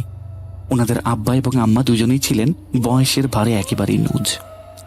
আব্বা সারা দিন হাড় ভাঙা খাটুনি খেটেছেন সংসারের জন্য। শেষ বয়সে এসে ওনার শরীরটা আর চলতো না। সারাদিন বাড়ির দাওয়ায় বসে থাকতেন, ফ্যাল ফ্যাল করে উঠানের সামনে তাকিয়ে থাকতেন। মাঝে মাঝে হুকও টানতেন। আর সেই ধোয়ার কুণ্ডুলের দিকে তাকিয়ে হয়তো নিজের ফেলে আসা যৌবনের দিনগুলোর কথা ভাবতেন। ওনার সেই নীরব উপস্থিতির মাঝে কেমন যেন একটা বিষণ্ণতা ছিল। তাহের ভাইয়ের পরিবারটা ছিল একান্নবর্তী। গ্রামের সেই পুরাতন আমলের মাটির দোতলা বাড়ি, উপরে টিনের চাল, সামনে বিশাল বড় উঠোন, সব মিলিয়ে একটা জমজমাট সংসার ছিল ওনাদের। বড় ভাই হ্যারিস ছিলেন সংসারের মূল উপার্জনক্ষম ব্যক্তি। ওনার স্বভাবটা ছিল মাটির মতো নরম, খুব শান্তশিষ্ট, কম কথা বলা মানুষ। কিন্তু ওনার স্ত্রী মানে তাহের ভাইয়ের বড় ভাবি রাবেয়া বেগমের মেজাজটা ছিল তার উল্টো। তিনি ছিলেন বেশ তেজস্বিনী, রাগী এবং কথায় কথায় রেগে যাওয়ার স্বভাবের। অন্যদিকে তাহের ভাইয়ের স্ত্রী নাজিয়া ভাবি ছিলেন খুবই সাদাসিধে, কিন্তু তার মুখের ভাষাটা ছিল কিছুটা ধারালো। কথায় কথায় খোঁচা দিয়ে কথা বলা বা অন্যের কথার পিঠে পাল্টা কথা বলাটা ছিল ওনার একটা বদভ্যাস। আপাত দৃষ্টিতে সুখী মনে হওয়া এই সংসারটার ভেতরে যে একটা অশান্তি বেরিয়ে আসছিল সেটা কেউ বুঝতে পারেনি। দিনটা ছিল ডিসেম্বরের এক হাড় কাঁপানো শীতের সকাল। হালুয়াঘাটের দিকে শীতটা একটু বেশি পড়ে। কুয়াশার চারদিকে এমন ভাবে ঠেকেছিল যে 10 হাত দূরের জিনিসও দেখা যাচ্ছিল না। নাজিয়া ভাবি রান্নাঘরে ব্যস্ত ছিলেন। মাটির চুলায় লাকড়ি ঠেলে উনি সকালের নাস্তা বানাচ্ছিলেন। এক হাতে বটি দিয়ে সবজি কাটছিলেন, অন্য হাতে কড়াইয়ে পরোটা উল্টে দিচ্ছিলেন। রান্নাঘরটা ধোঁয়ায় আচ্ছন্ন হয়ে গিয়েছিল। আগরবাতির সুগন্ধ, তেলের ঝাঁঝালো গন্ধ মিলেমিশে একাকার। ঠিক এমন সময়ে রাবেয়া ভাবি রান্নাঘরে ঢুকলেন। ওনার চেহারায় ছিল বিরক্তির ছাপ। উনি ঝাঁঝালো গলায় নাজিয়া ভাবিকে বললেন, কাজের হাতটা কি চালানো যায় না একটু? বাচ্চাদের কি স্কুলে পাঠাতে হবে না? এত দেরি করলে কি চলবে? আমার বাচ্চারা কি না খেয়ে স্কুলে যাবে তোমার জন্য? নাজিয়া ভাবি তখন গরমে এবং ধোঁয়ায় ঘেমে নিয়ে একাকার। ওনার নিজের মেজাজটাও খুব বেশি একটা সুবিধের ছিল না। উনি পেছনে না ফিরে উত্তর দিলেন, আমি তো রোজ তাড়াতাড়ি করি ভাবি। তোমার ছেলেমেয়েরা তো আর কোনো রাজা বাদশার বংশধর নয় যে তাদের জন্য আমার ছেলেমেয়েদের থেকে আগে নাস্তা রেডি করতে হবে। আর দেরি তো আমি ইচ্ছা করে করছি না। লাকড়ি ভেজা, আগুন জ্বলছে না, সেটা দেখবে না? শুধু কি হুকুম করতেই পারো নাকি? ব্যাস, এতটুকুই ছিল বারুদে আগুন দেওয়ার মতো ঘটনা। পাহাড়ের চূড়া থেকে ছোট্ট পাথর গড়িয়ে পড়লে যেমন নিচে নামতে নামতে বিশাল ভূমিধসের রূপ নেয়, ঠিক তেমনি এই সামান্য কথা কাটাকাটির মুহূর্তে বিশাল ঝগড়ায় পরিণত হয়ে গেল। দুই জায়ের গলার আওয়াজ চড়তে শুরু করলো। ও ওর বাবার বাড়ি নিয়ে কথা শোনায়, ও এর বংশ নিয়ে কথা শোনায়, মানে চিৎকার চেঁচামেচির মতো একটা অবস্থা। ওনাদের আম্মা রান্নাঘরে এসে থামানোর চেষ্টা করলেন, কিন্তু কোনো কাজ হলো না। রাবেয়া ভাবি রাগে একদম অগ্নিশর্মা হয়ে গেলেন। তিনি দুপুরের দিকে কাঁদতে কাঁদতে নিজের সুটকেস গুছিয়ে বাপের বাড়ি চলে যাওয়ার সিদ্ধান্ত নিলেন। তাহের ভাই তখন বাড়িতেই ছিলেন। উনি নাজিয়া ভাবিকে অনেক বোঝালেন। উনি বললেন, নাজিয়া, তোমার কি দরকার ছিল এরকম তর্ক করার? বলো তো, তুমি তো ওনার মেজাজটা জানোই। ভাইজান কিন্তু ঘরের সম্পূর্ণ খরচটাই চালায়। উনি সকাল থেকে রাত পর্যন্ত শহরে হাড় ভাঙা খাটুনি কেটে আমাদের জন্য টাকা পাঠান। আমরা তো ওনার দাওয়াতেই বেঁচে আছি। একটু চুপ করে থাকতে কি ক্ষতি হয়ে যাবে? নাজিয়া ভাবি কোনো উত্তর দিলেন না, চুপ করে রইলেন। কিন্তু ওনার সেই নীরবতার মাঝেও একটা জেদ এবং চাপা ক্ষোভ লুকিয়েছিল। উনি হয়তোবা ভাবছিলেন, গরিব বলে কি ওনাদের কোনো আত্মসম্মান নেই? সন্ধ্যাবেলা হ্যারিস ভাই শহর থেকে ফিরে এলেন। ওনার কাঁধে ছিল অফিসের ব্যাগ, পরনে ছিল ঘামে ভেজা টি শার্ট আর প্যান্ট। সারাদিনের ক্লান্তি ওনার চোখে মুখে স্পষ্ট। বাড়িতে ঢুকতেই যখন শুনলেন এরকম ঝগড়াঝাটি হয়ে গেছে, তখন লোকটা একদম ভেঙে পড়লেন। উনি তাহের ভাই বা নাজিয়া ভাবিকে কটু কথাও বললেন না, শুধু একটা দীর্ঘশ্বাস ফেলে আম্মা জানের কাছে গিয়ে চুপ করে বসে রইলেন। ওনার সেই নীরবতা ছিল হাজারটা অভিযোগের থেকেও ভারী। ভাইজান তাহের ভাইয়ের দিকে তাকিয়ে খুব শান্ত কিন্তু দৃঢ় গলায় বললেন, তাহের, আমি আর এই রোজকার অশান্তি সহ্য করতে পারছি না ভাই। আমার শরীর মন খুবই ক্লান্ত। আমি চাই না তোদের সাথে সম্পর্ক খারাপ হোক, কিন্তু রাবেয়া আর এই বাড়িতে ফিরতেই চাইছে না। সে তো সাফ জানিয়ে দিয়েছে বাসা যদি আলাদা না করা হয় সে ফিরবে না। তাই আমি ভাবছি শহরে গিয়ে একটা বাসা ভাড়া নেব, ওখানেই থাকবো। ভাইয়ের কথা শুনে তাহের ভাইয়ের বুকের ভেতরটা যেন মোচড় দিয়ে উঠল। উনি ভাইকে জড়িয়ে ধরে হাউমাউ করে কেঁদে ফেললেন আর বললেন, ভাইজান, আপনি চলে গেলে আমরা কাকে নিয়ে থাকবো? আপনি তো আমাদের ছাদ, আমাদের ভরসা। এই বুড়ো মা বাবা, ছোট ভাই বোনদের কে দেখবে? ভাইজান তাহের ভাইয়ের মাথায় হাত বুলিয়ে বললেন, পাগলামি করিস না, আমি তো আছি। আমি প্রতি মাসের শুরুতে তোদের জন্য টাকা পাঠাবো। তোরা যেন না খেয়ে না থাকিস সেই ব্যবস্থা আমি করব। তুই শুধু আব্বা আম্মার দিকে খেয়াল রাখবি আর মনে সাহস রাখবি। পরের সপ্তাহে হ্যারিস ভাই সত্যি সত্যি চলে গেলেন। উনি যাওয়ার পর বাড়িটা যেন একদম শ্মশানের মতো নিস্তব্ধ। যে বাড়িতে সবসময় হাসি ঠাট্টা এবং মানুষের গলার আওয়াজ থাকতো, সেখানে এখন শুধুই দীর্ঘশ্বাস। আম্মা সারাদিন জায়নামাজ বিছিয়ে তসবি টিপতে থাকেন আর কাঁদতেন। আব্বা আগের চেয়ে বেশি চুপচাপ, ওনার দৃষ্টি যেন আরো শূন্য। সংসারের সম্পূর্ণ ভারটা এসে পড়ল তাহের ভাইয়ের কাঁধে। এতদিন তো ভাইয়ের রোজগারে আয়েশ করে কাটিয়েছেন, কোনোদিন ভাবতে হয়নি চাল কোথা থেকে আসবে, বাজার কি করে দিবে। এখন হঠাৎ করে এত বড় দায়িত্ব ঘাড়ে আসে, উনি যেন দিশেহারা হয়ে পড়লেন। একদিন বিকেলে আব্বা তাহের ভাইকে বললেন, তাহের, এভাবে হাত গুটিয়ে বসে থাকলে চলবে না বাপ। ঘরে চাল নেই, পকেটে টাকা নেই। তুই যদি কোনো চাকরি না পাস তবে গ্রামের মধ্যেই ছোটখাটো কাজ শুরু কর না। যাই হোক, কিছু একটা তো কর। ইজ্জত খেলে যাক, কিন্তু পেট তো চলবে। আব্বার কথাটা তাহের ভাইয়ের মনে ধরল। উনি ভাবছিলেন টাকা পাবেন কোথায়, ব্যবসা করতে গেলে তো পুঁজি লাগে। উনি আব্বাকে বললেন, আব্বা ব্যবসা যে করব, হাতে তো কানাকড়িও নেই। ওনার আব্বু চুপ করে রইলেন। তাহের ভাই বুঝতে পারলেন ওনার কাছেও কোনো সলিউশন নেই। তাহের ভাই তখন ওনার এক পুরাতন বন্ধুর সাথে কথা বললেন। বন্ধু পরামর্শ দিলেন, দোস্ত তুই শহরে যা, হ্যারিস ভাইয়ের সাথে দেখা কর, কথা বল, উনি হয়তো তোকে কোনো বুদ্ধি দিতে পারবেন। যেই কথা সেই কাজ। তাহের ভাই শহরে গিয়ে হ্যারিস ভাইকে সব বললেন। হ্যারিস ভাই বললেন, তুই দুশ্চিন্তা করিস না, তুই গ্রামে ফিরে যা, দেখ কোনো ছোটখাটো দোকান দেওয়া যায় কিনা, আমি কিছু টাকার ব্যবস্থা করে দেব তোকে। ভাইয়ের কথা শুনে মনে মনে উনি সাহস পেলেন। ফেরার পথে শহরের এক বিশাল বাজারে ওনার চোখ আটকে গেল। দেখলেন কসাইয়ের দোকানে প্রচুর ভিড়। সেখানে সারি সারি খাসি আর মুরগি জবাই করা হচ্ছে। রক্ত, মাংস, পালক আর ক্রেতাদের হইচই, সব মিলিয়ে এক এলাহি কারবার। হঠাৎ ওনার মাথায় একটা আইডিয়া এলো। ওনাদের গ্রামে তো কোনো মুরগির দোকান নেই। মানুষজনকে মুরগি বা মাংস কিনতে হলে অনেকটা পথ পাড়ি দিয়ে গঞ্জে যেতে হয়। উনি যদি গ্রামে একটা মুরগির দোকান দেন, তবে তো ব্যবসাটা ভালোই চলবে। উনি বাড়িতে ফিরে আব্বাকে ওনার আইডিয়ার কথা বললেন। ওনার আব্বা বললেন, বুদ্ধিটা খারাপ না, কিন্তু দোকান দেবে কোথায় উনি? ভালো লোকেশন না হলে তো কাস্টমার আসবে না। তাহের ভাই বললেন, ওনাদের পাড়ার মোড়ে যে চাচা মিয়ার দোকানটা ভাঙন অবস্থায় পড়ে আছে, ওই পজিশনটা ভালো, 4 রাস্তার মোড়। উনি চাচার সাথে কথা বলবেন। চাচার সাথে কথা বললে চাচা সব শুনে বললেন, ওকে দোকানটা তুই নে, মাসে আমাকে 2000 করে ভাড়া দিস, তবে ঘরটার অবস্থা ভালো না, তোকেই মেরামত করতে হবে। তাহের ভাই রাজি হয়ে গেলেন। পরের 2 দিন ধরে উনি ওনার ছোট ভাই উসমান মিলে দোকানটা পরিষ্কার করলেন। দোকানটা ছিল অনেক পুরাতন, টিনের চালগুলো জং ধরে গেছে, মাটির ফ্লোরে ইঁদুরের গর্ত। দোকানের ফ্লোরে জমে থাকা বছরের পর বছরের পুরাতন ধুলোবালি উনি পরিষ্কার করলেন। দেয়ালের ঝুল ঝাড়লেন, একটা পুরাতন টেবিল এবং 2টো প্লাস্টিকের চেয়ার জোগাড় করলেন। দোকানের জন্য নতুন সাইনবোর্ড বানালেন, বিসমিল্লাহ পোল্ট্রি হাউস। ইলেকট্রিশিয়ান ডেকে লাইট আর ফ্যানের ব্যবস্থা করলেন।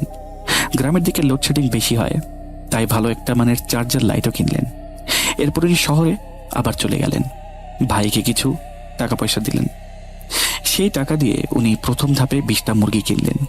মুরগিগুলো খাঁচায় ভরে যখন ভ্যানে করে গ্রামে নিয়ে আসলেন, তখন মনের ভেতর একটা অদ্ভুত উত্তেজনা কাজ করছিল। উনি ভাবলেন, হয়তো বা আল্লাহ এবার মুখ তুলে চেয়েছে। উনি দোকান চালু করলেন।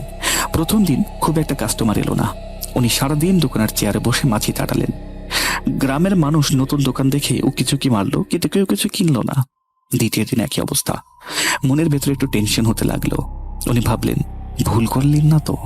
কিন্তু 3rd দিন থেকে বিকেলে একটা বাচ্চা এসে বলল, ভাই আম্মা বলছে আধা কেজি মুরগি দিতে। তাহের ভাইয়ের মুখে হাসি ফুটলো। সেই যে শুরু। তারপর আস্তে আস্তে দোকানের বিক্রি বাড়তে লাগলো।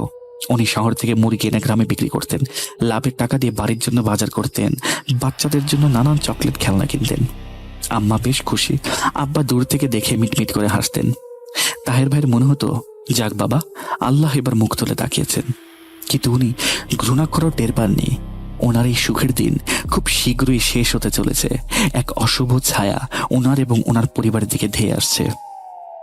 প্রিয় লিসেনার্স, এতক্ষণ এত কিছু বললাম কারণ হচ্ছে পরবর্তীতে যেই ঘটনাগুলো আপনারা শুনতে পারবেন, যদি আগের কথাগুলো না বলতাম তাহলে অবশ্যই রিলিভেন্স খুঁজে পাবেন না।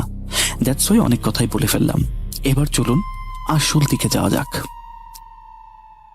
দোকানটা যে জায়গায় ছিল তার ভৌগোলিক অবস্থানটা একটু অদ্ভুত। দোকানের ঠিক পেছনের দিকেই ছিল বিশাল একটা বাঁশঝাড়, আর বাঁশঝাড়ের ওপাশেই ছিল গ্রামের পুরাতন কবরস্থান। দিনের বেলা জায়গাটা সাধারণ মনে হলেও রাত নামলে ওখানকার বাতাস কেমন যেন হয়ে যেত। বাতাসের ভেতর দিয়ে বাতাস, বাঁশঝাড়ের ভেতর দিয়ে বাতাস, শাঁ শাঁ শব্দ মনে হতো কেউ যেন দীর্ঘশ্বাস ফেলছে। গ্রামের মুরব্বীরা বলতেন ওই কবরস্থানের সীমানায় নাকি সন্ধ্যের পরে যাওয়া নিষেধ। কিন্তু তাহের ভাই এই সমস্ত কুসংস্কারে বিশ্বাস করতেন না। ব্যবসার খাতিরে ওনাকে অনেক রাত পর্যন্ত দোকান খোলা রাখতে হতো। সেদিন ছিল বৃহস্পতিবার। রাত তখন প্রায় 10টা বাজবে। গ্রামের দিকে রাত 10টা মানে অনেক রাত, শহরের মতো নয়। রাস্তাঘাট একেবারেই ফাঁকা। কুয়াশায় ল্যাম্পপোস্টের আলোগুলো কেমন যেন ঘোলাটে হয়ে আসছিল। তাহের ভাই দোকানে বসে সারাদিন হিসেব নিকেশ করছিলেন। ক্যাশ বক্সে টাকাগুলো গুছিয়ে রাখলেন। হঠাৎ দোকানের সামনে একটা ছায়া এসে দাঁড়ালো। উনি মুখ তুলে তাকালেন, দেখলেন একজন লোক দাঁড়িয়ে আছে। লোকটার বয়স খুব বেশি না, আবার কমও না, 30-35-এর মতো হবে। তার পরনে ছিল ছাই কালারের একটা লম্বা পাঞ্জাবি এবং পায়জামা। গায়ের রং ছিল ফর্সা, কিন্তু সেটা স্বাভাবিক ফর্সা নয়, যেন রক্ত শূন্য, বহুদিন ধরে রোদের মুখ দেখেনি। লোকটার মুখে কোনো ভাবলেশ ছিল না, না কোনো হাসি, না কোনো রাগ। সে শুধু এক দৃষ্টিতে তাহের ভাইয়ের দিকে তাকিয়েছিল, আর সেই চাউনি দেখে ওনার শরীরের লোম যেন দাঁড়িয়ে গেল। চোখের পাতাগুলো একটুও নড়ছিল না। তাহের ভাই আমতা আমতা করে জিজ্ঞেস করলেন, ভাইজান, কিছু লাগবে কি? লোকটা কোনো কথা বলল না, শুধু হাত ইশারা করলো যে তার 1 কেজি মুরগি চাই। তাহের ভাই অদ্ভুত এক ঘোরের মধ্যে পড়ে গেলেন। ওনার মনে হলো উনি যেন নিজের ইচ্ছায় লড়ছেন না, কেউ ওনাকে কাজ করিয়ে নিচ্ছেন। কোনো কথা না বলে উনি খাঁচা থেকে একটা মুরগি বের করলেন, বটি দিয়ে মুরগিটা জবাই করলেন, চামড়া ছিঁড়লেন, পিস করলেন, তারপর পাল্লায় মেপে পলিথিনের প্যাকেটটা ভরে তাকে দিয়ে দিলেন। লোকটা পকেট থেকে টাকা বের করে ওনার টেবিলে রাখলেন। নোটটা ছিল একদম নতুন, করকরে এবং অদ্ভুত ঠান্ডা। হাতটা টাকাতে পড়তেই তাহের ভাইয়ের মনে হলো উনি কোনো বরফের টুকরো ধরেছেন। তারপর প্যাকেটটা হাতে নিয়ে লোকটা সোজা উল্টো দিকে হাঁটতে শুরু করলো। তাহের ভাই অবাক হয়ে তাকিয়ে রইলেন, কারণ ওদিকে তো কারো কোনো বাড়িঘর নেই, ওদিকে তো শুধু বাঁশ ঝাড়, জঙ্গল এবং পুরাতন কবরস্থান। ওটা তো গ্রামের শেষ সীমানা, ওখান থেকে তো কোনো রাস্তাও নেই। লোকটা কি পাগল, নাকি পথ ভুল করেছে? উনি তাকে ডাকার কথা ভাবলেন। এ ভাই, কোথায় যাচ্ছেন? ওদিকে ওদিকে তো কোনো রাস্তা নেই। কিন্তু কেন জানি ওনার গলা দিয়ে কোনো আওয়াজ বের হলো না। মনে হলো কেউ যেন ওনার গলা চেপে ধরে আছে। উনি দেখলেন লোকটা কুয়াশার মধ্যে হাঁটতে হাঁটতে বাঁশঝাড়ের অন্ধকারে মিলিয়ে গেল। তাহের ভাইয়ের বুকের ভেতরটা ধক করে উঠল। উনি তাড়াতাড়ি দোকানের শাটার নামিয়ে তালা মেরে দিলেন। আয়াতুল কুরসি পড়তে পড়তে বাড়ি ফিরলেন। ফেরার পথে ওনার মনে হলো কেউ যেন ওনার পিছু নিয়েছে, কিন্তু পেছনে তাকালে কাউকে দেখতে পাচ্ছিলেন না, শুধু শুকনো পাতার মচমচ শব্দ। পরের দিন খুব সকালে তাহের ভাই দোকানে গেলেন। ভোরের আলো তখন ভালো করে ফোটেনি। উনি শাটারের তালা খুললেন, ভেতরে ঢুকে লাইট জ্বালালেন, আর লাইট জ্বালানোর সাথে সাথে ওনার চোখ যেন কপালে। উনি দেখলেন গতকাল রাতে উনি যে মুরগিটা প্যাকেট করে ওই লোকটাকে দিয়েছিলেন, সেই প্যাকেটটা ওনার দোকানের টেবিলের ঠিক মাঝখানে রাখা। উনি নিজের চোখকে বিশ্বাস করতে পারলেন না। দৌড়ে গিয়ে প্যাকেটটা ধরলেন, হাতের স্পর্শে বুঝলেন মাংসটা একদম তাজা, এমনকি রক্তগুলো জমাট বাঁধেনি, লাইক এই মাত্র জবাই করা হয়েছে। বাট এটা কিভাবে সম্ভব? উনি তো নিজের হাতে দোকান বন্ধ করেছেন, তালা মেরেছেন, চাবি তো ওনার বালিশের নিচেই থাকে। সারা রাত দোকানের শাটার বা ভেন্টিলেটর ভাঙার কোনো উপায় নেই, বা ভাঙেও নি কেউ। তাহলে এই প্যাকেট দোকানের ভেতরে কিভাবে এলো? ওনার হাত পা কাঁপতে শুরু করলো। এটা নিশ্চয়ই কোনো মানুষের কাজ নয়, কোনো চুরি না, উল্টো কোনো কিছু কেউ রেখে গেছে। নাকি এটা ওনার মনের ভুল? উনি কি রাতে স্বপ্ন দেখেছিলেন? কিন্তু টেবিলের উপরে রাখা সেই ঠান্ডা টাকাগুলো তো সত্যিই ছিল। মনের ভেতরে হাজারটা প্রশ্ন ঘুরতে লাগলো। উনি ভয়ে ভয়ে প্যাকেটটা একটা ডাস্টবিনে ফেলে দিলেন। তারপর দোকানটা ভালো করে ধুয়ে মুছলেন, আগরবাতি জ্বালালেন, মনে মনে দোয়া ইউনুস পড়তে লাগলেন। ভাবলেন হয়তো বা মনের ভুল, কাউকে কিছুই বললেন না উনি, পাছে সবাই ভয় পেয়ে যদি আবার হাসাহাসি করে। সেদিন দুপুরে ওসমান দোকানে এলো। ওসমান তাহের ভাইয়ের ছোট ভাই, ইন্টারমিডিয়েট সেকেন্ড ইয়ারে পড়ে তখন, খুব মেধাবী স্টুডেন্ট, সারাদিন বইয়ের পোকা হয়ে থাকে। ওর হাতে কলেজের কিছু ফাইল এবং বই ছিল। ও দোকানে এসে একটা টুলের উপরে বসলো। তাহের ভাই জিজ্ঞেস করলেন, কিরে ভাই, কলেজ থেকে ফিরলি বুঝি? ওসমান অন্যমনস্ক ভাবে মাথা নেড়ে বলল, ভাইয়া, আম্মা বলেছে ফেরার পথে চাল আর ডাল নিয়ে যেতে। তাহের ভাই বললেন, ওকে, আমি প্যাকেট করে রাখছি। ওসমানের মুখটা খুব শুকনো দেখাচ্ছিল, চোখের নিচে কালি দাগ, যেন কতদিন ঘুমায়নি। তাহের ভাই জিজ্ঞেস করলেন, কিরে, শরীর খারাপ নাকি? চোখ মুখের এর কি অবস্থা বানাইছস? অসুখ বিসুখ করলো নাকি? ওসমান একটু ইতস্তত করে বলল, ভাইয়া, গত কয়েকদিন ধরে আমি ঠিকমতো ঘুমাতে পারছি না, আমার খুব বাজে স্বপ্ন আসছে। তাহের ভাই মুরগি কাটতে কাটতে জিজ্ঞাসা করলেন, কি স্বপ্ন বলতো? ওসমান বলল, আমি দেখি একটা লোক আমার বুকের ওপরে বসে আছে। লোকটার পরনে কালো পোশাক, চোখগুলো কেমন যেন লাল। সে আমার দিকে তাকিয়ে অনবরত হাসে, কিন্তু কোনো শব্দ হয় না। আমার দম বন্ধ হয়ে আসে ভাইয়া। আমি নড়তেও পারি না, চিৎকার করতে চাইলেও গলা দিয়ে আমার আওয়াজই বের হয় না। মনে হয় আমার বুকের উপরে হাড়গোড় ভেঙে যাবে, এমন ওজন। ওসমানের কথা শুনে তাহের ভাই চমকে উঠলেন। ওনার হাতে থাকা বটিটা থেমে গেল। গতকাল রাতে সেই লোকটার কথা ওনার মনে পড়ে গেল, কিন্তু উনি তো ওসমানকে ভয় পেতে দিলেন না। নিজেকে সামনে নিয়ে বললেন, ধুর বোকা, এগুলো কোনো জিনিস নাকি? বোবায় ধরা বা স্লিপ প্যারালাইসিস হতে পারে। তুই বেশি রাত জেগে পড়াশোনা করিস, তাই তোর ব্রেনে স্ট্রেস পড়ছে। Don't take any stress, just relax, everything will be fine. আজকে আমি তোর সাথে ঘুমাবো, ওকে? কিন্তু তাহের ভাই এই কথাগুলো বলার পরেও ওনার নিজের মনটাই কু ডাকছিল। সেই রাত থেকে ওনার সাথে অদ্ভুত ঘটনা ঘটতে শুরু করলো। রাতে যখন উনি ঘুমাতে যেতেন, মনে হতো টিনের চালে কেউ ধূপধাপ করে হাঁটছে, খসখস শব্দ, যেন কেউ খুব সাবধানে পা ফেলছে। কখনো মনে হতো ঘরের কোনো অন্ধকারের মধ্যে কেউ দাঁড়িয়ে আছে। টর্চ ছেলে দেখলে কিচ্ছু দেখা যেত না। মাঝে মাঝে নাকে পোড়া মাংসের গন্ধ আসতো, আবার কখনো পচা ফুলের গন্ধ। উনি কাউকে কিচ্ছু বলতে পারছিলেন না, পাছে সবাই যদি ভয় পায়। নাজিয়া ভাবিকে শুধু বলতেন, হয়তো বা ইঁদুর বা বিড়াল হবে, বাড়িটা তো পুরনো, আমি আসলে বুঝতে পারছি না। এভাবে একটা সপ্তাহ কেটে গেল।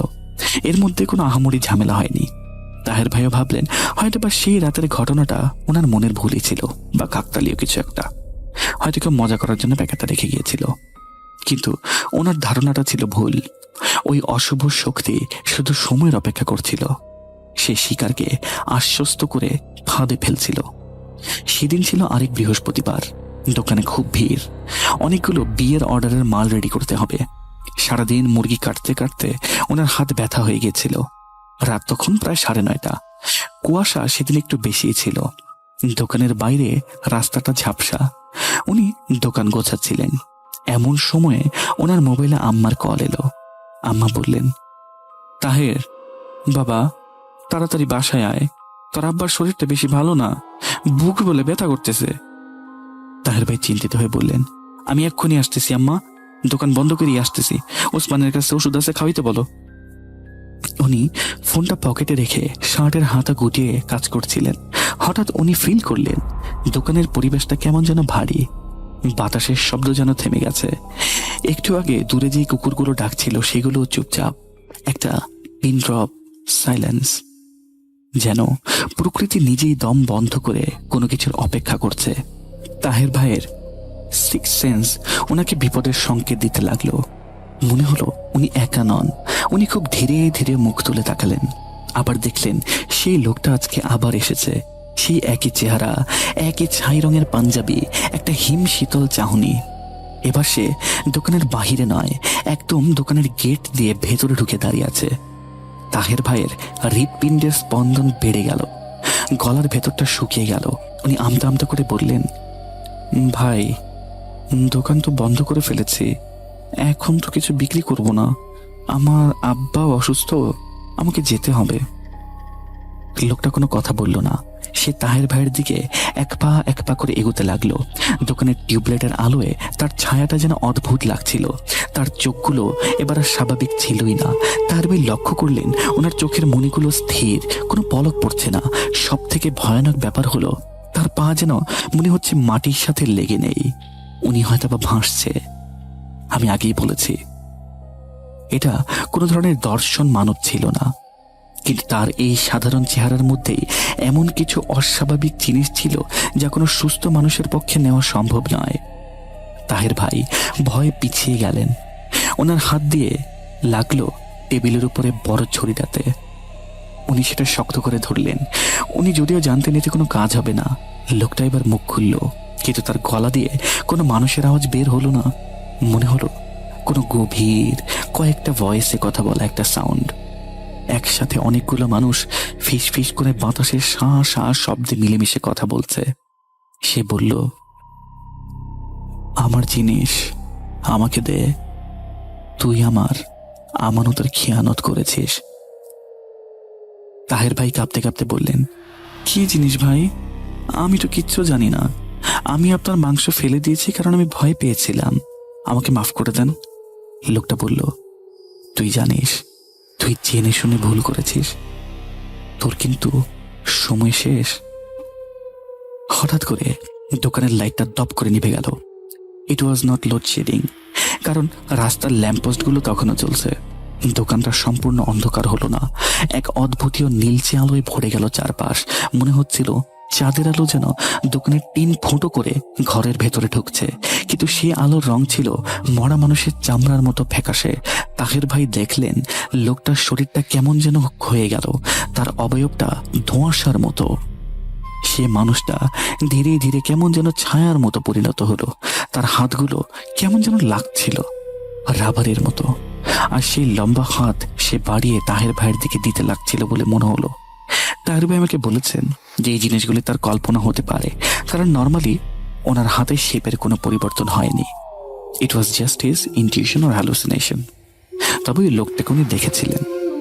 তাহের ভাই চিৎকার করতে চাইলেন, বাঁচাও আমাকে, কে আছো এখানে? কিন্তু ওনার ভোকাল কর্ড যেন প্যারালাইজড। কোনো সাউন্ড বের হলো না, শুধু গুঙানির মতো শব্দ বের হলো। উনি দেয়ালের সাথে পিঠ ঠেকিয়ে দাঁড়িয়ে রইলেন। সেই ছায়াটা ওনার একদম কাছে চলে এলো। উনি তার শ্বাস প্রশ্বাসের দুর্গন্ধ পাচ্ছিলেন। বহুদিনের পুরাতন কবর খুলে যে ভ্যাপসার পচা গন্ধ বের হয়, ঠিক তেমন। সে তার হাত বাড়িয়ে হাড় খিকখিকে শরীর দিয়ে তাহের ভাইয়ের ডান পায়ে স্পর্শ করলো। তার স্পর্শ ছিল অনেক ঠান্ডা, মনে হলো বরফ। তাহের ভাই ওনার শরীরটার ভেতরে মনে হচ্ছিল বরফ ঢুকে গেছে। এই দুই বিপরীত অনুভূতি একসাথে ওনাকে গ্রাস করলো। অসহ্য যন্ত্রণা। ওনার মনে হলো ওনার মস্তিষ্কের ভেতরের রগগুলো ছিঁড়ে যাবে। উনি মাটিতে লুটিয়ে পড়লেন। ওনার চোখ উল্টে যাচ্ছিল। জ্ঞান হারানোর ঠিক আগ মুহূর্তে উনি শুনলেন সেই জিনিসটি ওনার কানে ফিসফিস করে বলছে, তুই ভুল জায়গায় এসেছিস, বড় ভুল জায়গা। ওনার যখন জ্ঞান ফিরল তখন উনি ময়মনসিংহ মেডিকেল কলেজ হাসপাতালের বেডে। ওনার নাকের মধ্যে অক্সিজেনের নল, হাতে স্যালাইন চ্যানেল করা, চোখের সামনে সবকিছু ঝাপসা। উনি নড়তে চাইলেন কিন্তু পারলেন না। ওনার সম্পূর্ণ শরীরের ডান পাশটা একদম প্যারালাইজড। উনি কথা বলতে চাইলেন কিন্তু জিহ্বাটা যেন মুখের ভেতরে পাথরের মতো ভারী হয়ে আটকে আছে। ওনার বেডের পাশে হ্যারিস ভাই, উসমান এবং ওনার স্ত্রী নাজিয়া ভাবি দাঁড়িয়ে আছেন। সবার চোখ লাল, কান্না করতে করতে ফুলে গেছে। ডাক্তার এসে জানালেন তাহের ভাইয়ের ম্যাসিভ স্ট্রোক হয়েছে। ওনার ব্রেনের একটা নার্ভ ড্যামেজ হয়ে গেছে, যার ফলে শরীরের এক পাশ প্যারালাইজড। মেডিকেল সায়েন্সে এর কোনো ব্যাখ্যা নেই। এত কম বয়সে, যার আগের কোনো রোগ নেই, ব্লাড প্রেশার নেই, ডায়াবেটিস নেই, এমন সুস্থ সবল মানুষের এমন অবস্থা কেন হবে? ডাক্তাররা অনেক টেস্ট করালেন, সিটি স্ক্যানস, এমআরআই, সব রিপোর্ট নর্মাল ছিল। কিন্তু তাহের ভাই তো জানতেন ওনার সাথে কি হয়েছিল। উনি এখন বাড়িতে, কিন্তু উনি আর সেই প্রাণচঞ্চল তাহের ভাই নেই। উনি এখন একটা জিন্দা লাশ।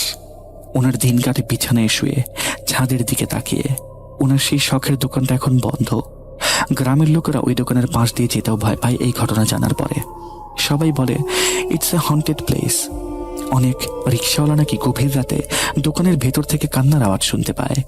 আবার কেউ কেউ বলে অমাবস্যার রাতে দোকানের ভেতর থেকে নাকি নীলচে আলো দেখতে পাওয়া যায়, কিন্তু কেউ সাহস করে দেখে না। ওনার আব্বা এই ঘটনার পর আরো বেশি ভেঙে পড়েন। সারাদিন জায়নামাজে বসে ছেলের জন্য দোয়া করেন। ওনার আম্মা চোখের পানি ফেলতে ফেলতে প্রায় অন্ধ হয়ে যাওয়ার জোগাড়। আর নাজিয়া ভাবি, সেই তেজস্বিনী নারী, এখন একদম শান্ত। তিনি এখন ছায়ার মতো স্বামীর সেবা যত্ন করেন, ওনাকে খাইয়ে দেন। ওনার চোখের দিকে তাকালে আর সেই রাগ দেখা যায় না, দেখা যায় গভীর শূন্যতা। এই ঘটনাটা ঘটেছিল আজ থেকে প্রায় 15 থেকে 20 বছর আগে। তাহের ভাই ওনার জবানবন্দিতে আমাকে বলেছেন, আমি মাঝে মাঝে ভাবি দোষ কি আমার ছিল? আমি তো শুধু একটু ভালো থাকতে চেয়েছিলাম। আমি তো শুধু আমার পরিবারের মুখে হাসি ফোটাতে চেয়েছিলাম। আমার সাথে কেন এমন হলো?